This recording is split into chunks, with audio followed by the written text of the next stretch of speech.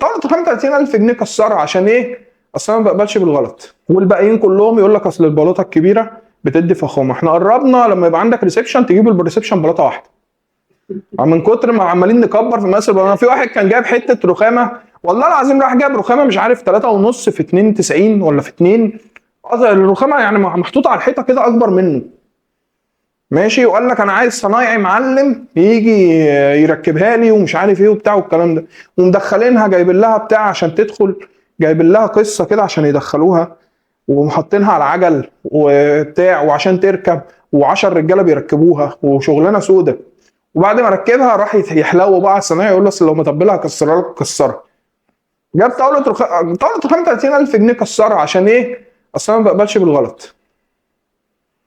غلط ايه يا عم؟ كنت رحت جبتها ترابيع 60 في 60 وركبتها زي الناس يا عم. عايز يعمل شو بس. يا عم احنا كلها تحلو على بعضيها، ما كلنا فاهمين يا عم، احنا خلصنا مشاريعنا مؤاخذه يعني والله العظيم، ولا لو دخلوا فيها هيتوه مش عارفوا لو دخل الموقع مش عارف يطلع منه. يا عم الاشتغالات السوداء دي